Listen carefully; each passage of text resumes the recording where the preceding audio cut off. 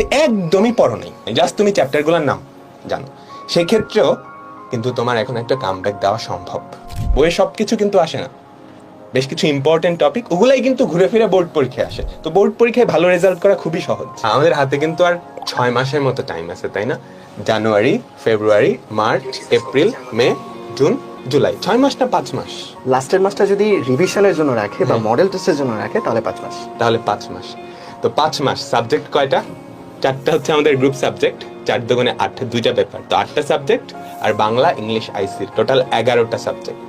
তো এই 11টা সাবজেক্ট যদি আইডিয়াল কেস চিন্তা করো, তোমাকে কিন্তু 5 মাসে কভার করতে হবে। এখন অনেকেই আছো যারা অলরেডি শেষ করে ফেলছো, ওদের তো চিন্তা নেই, ওদের এখন রিভিশন টাইম, তাই না? আমাদের ফাইনাল রিভিশন ব্যাচের সাথে তোমরা তোমাদের কনসেপ্টগুলো জাস্ট রিভাইজ করে নিবা। পরীক্ষায় যা যা ইম্পর্টেন্ট আমরা কিন্তু এই কোর্সে তাই পড়াবো। হ্যাঁ, পরীক্ষায় যেগুলো আসতে পারে, আমাদের মেইন টার্গেট হচ্ছে এইচএসসি পরীক্ষায় ভালো করা। আমরা এক্সট্রা কোনো কিছু কিন্তু এখানে পড়াচ্ছি না। হ্যাঁ, এইচএসসিতে ভালো করা, আর এইচএসসিতে ভালো করলে, এইচএসসির বেসিকটা যদি স্ট্রং হয়ে যায়, পরে কিন্তু অ্যাডমিশনটা অটোমেটিক্যালি ভালো হয়ে যাবে। তোমার শুরুতে একটা স্ট্রং প্রিপারেশন থাকবে।